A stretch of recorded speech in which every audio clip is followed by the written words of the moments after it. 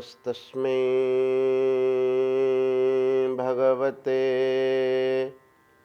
कृष्णाय कुण्ठमेधसे राधाधरसुधा सिन्धौ नमो नित्यविहारिणे राधां कृष्णस्वरूपां वै कृष्णं राधास्वरूपिणं कलात्मानं निकुञ्जस्थं गुरुरूपं सदा भजे। भक्तिभक्त भगवन्त गुरु चतुर्नाम बपु एक, इनके पद वंदन किए ना सही विघ्न अनेक। श्री भक्तवांछा कल्पतरु भक्तवत्सल शरणागत वत्सल अकारण करुणामय श्री राधा माधव भगवान श्री चरणारविंदरे कोटिशः प्रणाम निवेदन करी समस्त संत सद्गुरुदेव भगवान श्री चरणरे बारंबार वंदना करी ए कथामृतर पवित्र परिसर को मंगलमय परिवेश को समस्त भगवत स्वरूप भक्तजन को माँ भौणी भाई मान को सादरे अभिनंदन करी निजर मनवाणी की सफल करने भगवान कथारस सुधा सिंधुरे अवगाहन करने ये भक्त चरितामृत कार्यक्रम को आम मैंने आग को बढ़ाऊे। आज चर्चाक्रम आम गोटे दिव्य भक्तर कथा चर्चा करवा श्री दामा पंथ। यही भक्तर जन्म थिला महाराष्ट्र प्रांतर मंगलवेड़ा नामक गोटे स्थान रे। ये कार्यदृष्टि बादशाहंकर सेठी शासन थिला से समय रे ये नायब सुबेदार पदरे नियुक्ति लाभ करथिले। कार्य जहाँ करंतु किंतु प्रत्येक कार्य को सी भगवान पूजा अनुभव करके करते। गीतारे भी आमर कह जाइछि स्वकर्मणा तमभ्यर्च्य सिद्धिं विन्दति मानवः। मनुष्य यदि निज निज कर्म द्वारा भगवान पूजा अनुभव करके कर्म करती तेबे निश्चित भाव रे भगवत प्राप्ति रूपी परम सिद्धि की से प्राप्त करें। सुबेदार पदरे नियुक्त होइतिबा श्री दामा पंत जनतार सेवा करते, समस्तंकर सुख दुख बुझंती। एमिति गोटे दुखद परिस्थिति आसिला से स्थान रे वर्षे अकाल पड़िला, वर्षा हेलानी, समस्ते अन्न बिना त्राही त्राही कले। सुखिकी समस्तंकर देह कंटा भली होगला, लगुता कि केते दिन भोजन करना कि सत कथा किसी तो क्या मिलूनी करिवे कौन। समस्ते निरूपाय है कि दामा पंत का आगे आसिकी निवेदन कले कि आमर प्राण रक्षा पाई कौन व्यवस्था करा जाओ। ये तो भक्त हृदय नवनीत भली भक्तंकर हृदय कोमल, तेणु ये दामा पंथ आउ भक्त मानकर जनतार दुख को सही पारे ना। एक आमर भागवत रे वर्णन अच्छे जहाँ हृदय रे भगवान भक्ति विराजमान थाए तांकठारे समस्त सद्गुण थाए। जस्यास्ति भक्तिर भगवत्य किंचना सर्वे गुणैस्तत्र समासते सुराः। हरौ अभक्तस्य कुतो महद्गुणा मनोरथेना सती धावतो वही। हरिभक्ति जहाँकर हृदय रे विराजमान तांक हृदय रे सेवा गुण भी प्रतिष्ठित हेबे। जहाँक हृदय रे प्रभु भक्ति नहीं से समाजर सेवा भी करें ना, निजर स्वार्थ सिद्धि भाविबे। दामा पंथ भाविले सरकारी दृष्टि कागज पत्र तैयारी करके जदि लोक मानकर सेवा करने बिल पास करा जाए तेबे बहुत समय लगिज। से समय क्रम रे लोक माने अन्न बिना बहुत प्राण हरे बसिबे। तेणु सरकारी कार्यपत्र को भ्रुक्षेप न करी, सरकारी कागजपत्र को भ्रुक्षेप न करी बादशाह को न जणे कि सी लोक मानंग पई भंडार घर उन्मुक्त करदेले। लोक माने प्रतिदिन आसंती सेठी भगवान नाम गुण कीर्तन करती, सेवा कार्य संपादना करती, जगत मंगलर सेवा कार्य करती। आउ अन्न इत्यादि नहीं जाती तांकर घरे चुली जले यही भाव में लोकंकर खूब सेवा करती दामापंथ। किंतु संसार रे तो सबु प्रकार लोक अच्छा ना। दामापंथ तल कर्मचारी निम्नस्थ जड़े कर्मचारी सी भाविले ये गोटे भल सुवर्ण सुजोग मिली तांको नारे जदि मु बादशाह आगरे अभियोग करुच्ची तेबे तांको पदरु बरखास्त कर दिया जीवो आउ मु उच्च पद को उन्नत हो जीवी। यही भली मने करी दामापंथंकर निम्नस्थ कर्मचारी गोटे नोटिस देले गोटे अभियोग पत्र देले बादशाह पाखक आउ से लिखिले कि आज्ञा ये दामापंथ बड़ भक्त कहुची लोक मानक सेवा करने नारे ये निजर नाम ख्याति करुची निज दानी कहुची सरकार संपत्ति की अन्य मानक हाथ में एमिति बांटी दौची।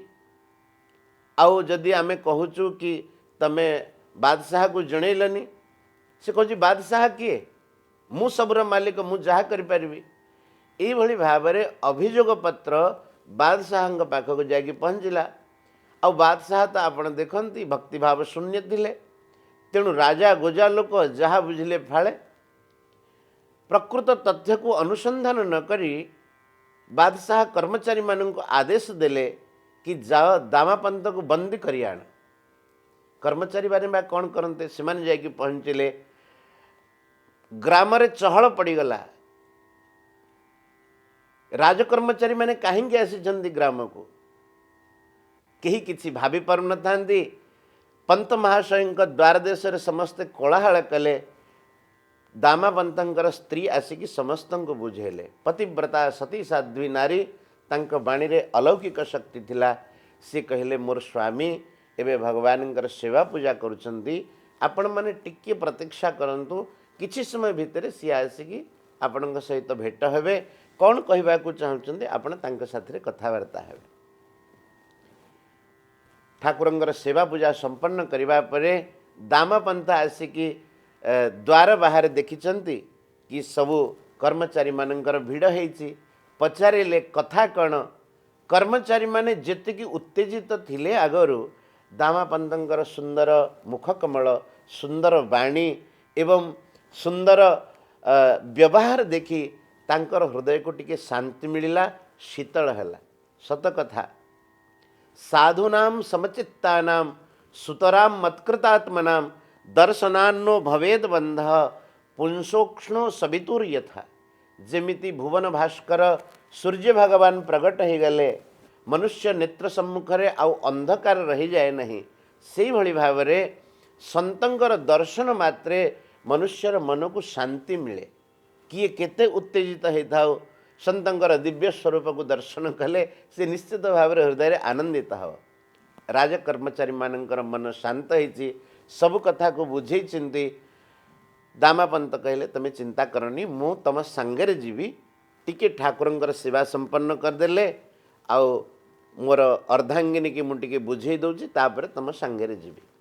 घर को गले पति पत्नी कथबार्ता हेले दामापंथंकर जेमिति भक्ति तांकर पत्नींकर भी आहुरी भक्ति थिला।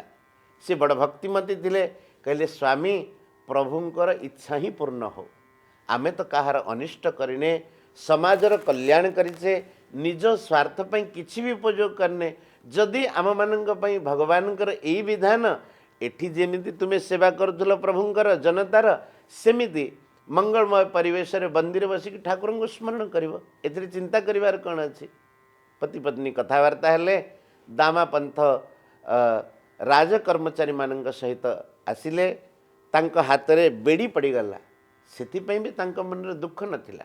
प्रभुंकर सब मंगलमय परिस्थिति मार्गरे आसवा क्रम सेठी श्री विठ्ठलनाथ भगवानंकर मंदिर पड़े मने मने भाविले जना नहीं यही शरीर आउ रहिबो कि न रहिबो किए जाने बादशाह मृत्युदंड भी दे पारंती तेणु मनरे भाविले थरे ठाकुरंकर दर्शन करिकी जिबा शेष दर्शन पंडरीनाथंकर हब आउ प्राण रहु बा जाऊ से कौनसी आपत्ति नहीं।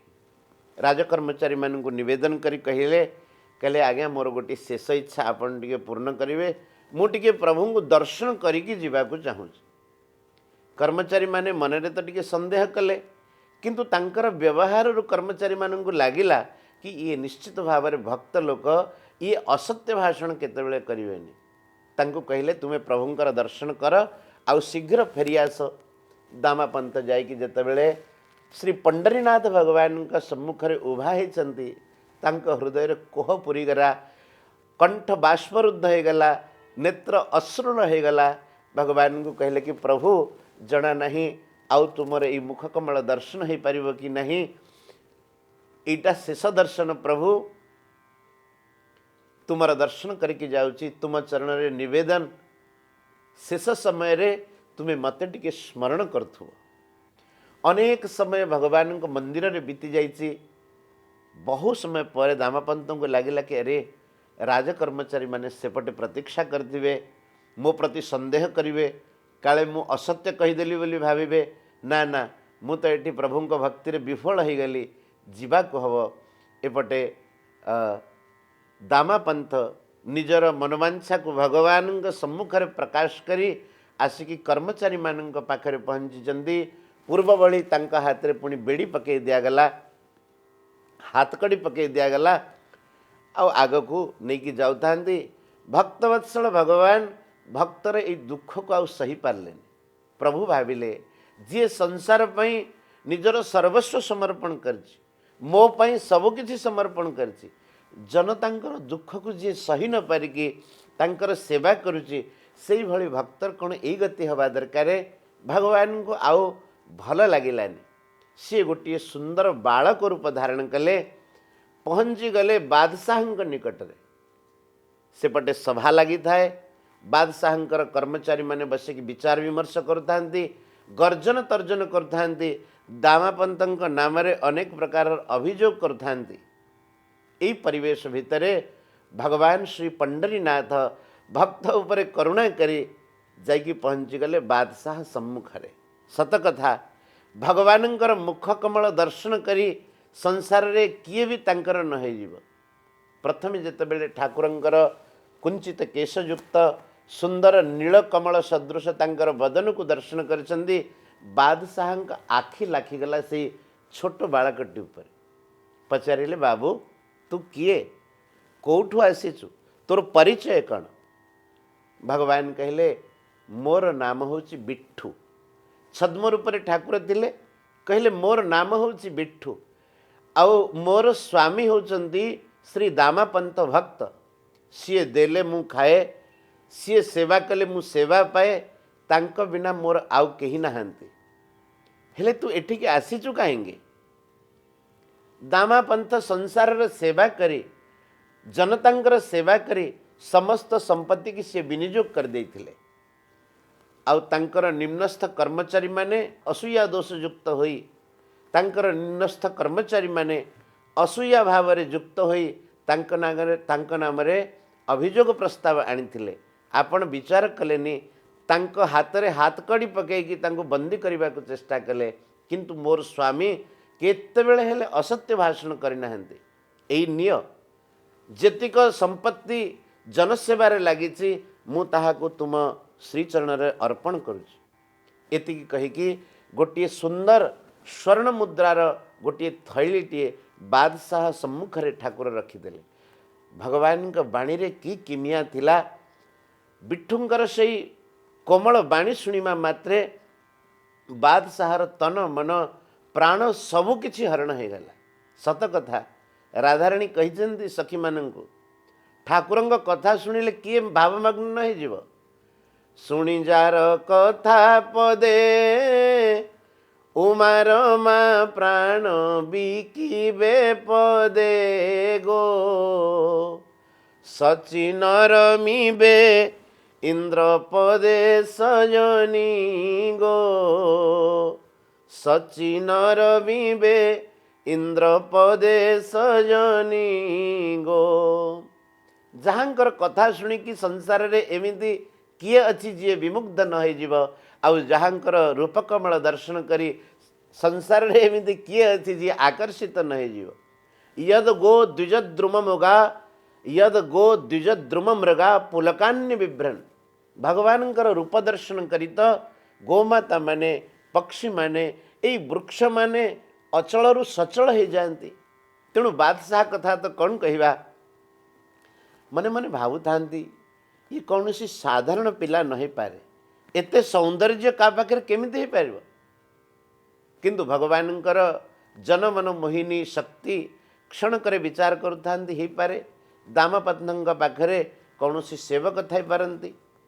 भंडार गृह रक्षक को डाका गला, कहले ये धन सबू रख, आउ दामापंथ बंदीरु तांको बंदीरु मुक्त करा जाऊ, आउ से संपूर्ण धन को परिशोध कर देइचंती बोली तांको नाम रे गोटे पाउती लिखि दिया जाऊ, ए रसीद तांको पई काटी दियो। सेपटे भंडार रक्षक जाइचंती, थैलीरु जेतेबेले से मुणीरु जेतेबेले स्वर्ण मुद्रा सब ढाळीचंती, भंडार गृह पूर्ण हो गलानी, स्वर्ण मुद्रार थैली किंतु सरुनी। तांको आश्चर्य लगिला, सी भी से बालकटीर मुख को अपलक नेत्र दर्शन करथांती। एमिति भगवान समस्तंकर मन को मोहित कर देइथांती। तांको रसीद मिल जिबा परे भगवान से रसीद टिकी नेकी दामापंतर गीता पुस्तक भितर रखिदे। प्रतिदिन दामापंत गीता अध्ययन करती। मार्गरे समय होती जितेबले गीता ग्रंथ खोलिकी से देखिचंती, से रसीदटी तांकर गीता ग्रंथ भितर मिला। लिखाही दामापंत संपूर्ण ऋण परिशोध कर देइचंती, राजकोषरु जेते व्यय होती संपूर्ण धन को जमा कर देइचंती, तेणु तांको बंदी मुक्त करा जाओ। से समय भक्त ध्यान दे नथिले कि एकथा कहीं लिखाही, किंतु एपटे ठाकुर सबु व्यवस्था कर देइचंती, रसीद नेकी तांकर गीता पुस्तक रखी देइचंती। एपटू बादशाहंक सम्मुखरु जेतेबेले बिट्ठू छद्म वेशधारी प्रभु अंतर्धान होइचंती, आउ बादशाहंकर मन लागिला नहीं, हृदय व्यथित हो गला, प्राण व्याकुल हो गला, नेत्र अविरल अश्रुप्रात है।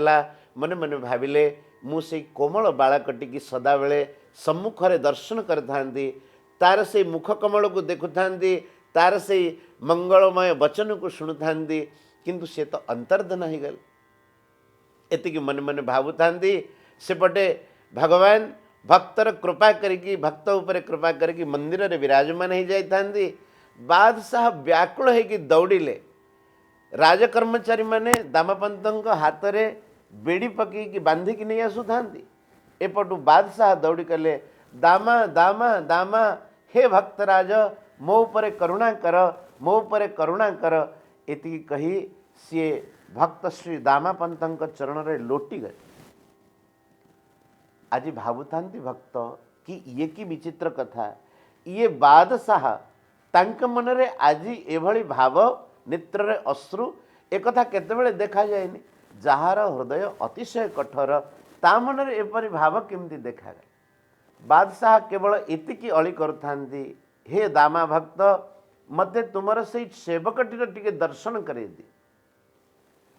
दामापंत मने मने भावुथांती, कौ सेवक कथा कहउचंती। बादशाह पचारिले, कहले कौ सेवक कथा कहउच? अरे से बिट्ठू जहा को तमे मो पाख को धनरत्न से थैलीटी देकी पठेइथिल, ता कथा मु कहूची। केड़े सुंदर पिलाटी, मनमोहक तार रूप। अच्छा तम पाखे से केबेठारु सेवार अछि। सुंदर मयूरचूड़टी से खोसीची, बाहुरे बाहुटी, बाजुबंद, कंठरे केड़े सुंदर तुलसीर माळ पिंधिथिला। से अनेक पुष्पर चयन करा जाइथिया गोटे बनमाळ पिंधिथिला। एड़े सुंदर तार मुख कमल, मृगमद चिता धारण करथिला। भगवानंकर एई सब रूप सौंदर्य जेतेबेले बादशाह ठारु श्रवण कले, दामापंतम को लागिला कि सतरे से बिट्ठू बोली कौनसी पिला नथिला, सी मोर प्रभु ही, मोर मो उपरे कृपा करी आज ये मुसलमान शासक उपरे कृपा करी ताकू भी दर्शन देले। श्री दामापंत बादशाह पाद तले लोटी गले, तांको आलिंगन कले, कहले धन्य तुम जीवन, तुमर जीवन आज धन्य हो गला, तुम्हें ठाकुरंगर आज दर्शन प्राप्त कर पारल। अन्यथा यही संसार रे मुसलमान शासक है कि कठोर हृदय है कि किए भगवान को पाई पारे? सत कथा, भक्तंगर सानिध्य हेले मनुष्य भगवान को पाई पारे। दामापंत सहित संपर्क हवा कारण बादशाह भली लोक भितर भी भगवत भक्ति जागृत है। दुई भक्तंकर परस्पर मिलन होती परिशेष दामापंथ भगवान चरण में प्रार्थना करी कहले कि प्रभु तुम्हें मोर एते काम कल किंतु मत टिके दर्शन देलनी तुम दर्शन बिना मोर प्राण अधीर होची प्रभु मो ऊपर कृपा कर जेतेबेले अधीर है प्रभु को प्रार्थना करिसेंती भक्तवत्सल भगवान अकारण करुणामय भगवान नील ज्योति रूप से दामापंत सम्मुख रे प्रकट हो गले। भगवान कोटि सूर्य जिणी तेज सुंदर प्रभुंकर रूप सौंदर्य प्रभुंकर सुंदर वाणी एक कथा सबु श्रवण करी दामापंतर चित्त मन प्राण इत्यादि सबकि आनंदित हो गला। बादशाह मने मने कहता दामापंत पाद तले पड़ी बारंबार प्रार्थना करता प्रभु को मते दर्शन करे दियो किंतु तांकु दर्शन हो न था ठाकुरंकर असली स्वरूप। परिशेष दामापंत कहले कि प्रभु जेते हेले ये भी तुम भक्त है आकु टिके दर्शन मिलू। करुणामय भगवान दुई भक्तों ऊपर कृपा कले दर्शन देले समाज पई एक कथा कहीदेले भगवान आम मानू एक कथा शिक्षा देले भगवान एतावत् जन्म साफल्यम देहिनाम इह देहेषु प्राणे अर्थे धिया वाचा श्रेय एवाचरेत सदा। मनुष्य जन्मर ये हूँ सफलता निज प्राण द्वारा वाणी द्वारा अर्थ द्वारा मनुष्य सदाबेले अन्य मानकर मंगल साधन करने दरकार। जो माने संसार कल्याण करते संसार पई उपयोगी होती संसार सेवा करती से माने भगवान को प्राप्त होती। एक कथा भगवान श्रीमद् भगवद गीतार उपदेश देइछन्ति। भगवान कहिछन्ति कि हे पार्थ ते प्राप्नुवन्ति मामेव सर्वभूत हिते रता। संपूर्ण प्राणींकर हितरे जहाँकर दृष्टि थाए सेमानंक उपरे भगवान कृपा करती आउ से माने भगवान को प्राप्त होती। तेणु भाई माने माँ माने समस्त श्रोता मान को मोर निवेदन कि आमे माने प्रत्येक निज निजर कार्य द्वारा भगवानंकर सेवा करने कथा आउ ये संपूर्ण संसार को भगवानंकर श्रीविग्रह मानी भगवानंकर स्वरूप मानी आम द्वारा जेतिकी हम अर्थ द्वारा प्राण द्वारा मन द्वारा वाणी द्वारा संसार केमिति कल्याण हो से विषय चिंता करने कथा। सर्वे भवन्तु सुखिनः सर्वे सन्तु निरामयाः सर्वे भद्राणि पश्यन्तु माँ कश्चित् दुख भाग भवेत्। ये हूँ सनातन संस्कृतिर मूल सिद्धांत। समस्ते आनंद रहंतु समस्ते प्रभु भक्ति अनुप्राणित होंतु समस्तंकर जीवन मंगलमय हो। दामापंत भली जा हृदय अन्य मानकर सेवा भाव विराजमान थाए भगवान से ऊपर ये कृपा करती ये दर्शन दियंती। यही कथामृत मंगलमय परिसर भितर आमे माने आज भक्तंक चरित्र श्रवण कले। यही कथा को एठी विश्राम दवा परवर्ती पर्याय रे आउ गोटे सुंदर भक्तंक कथा आम माने चर्चा करवा। बोल भक्तवत्सल भगवान की श्री राधा रानी की श्री जगन्नाथ महाप्रभु की बोल आनंदे कवार हरि बोल।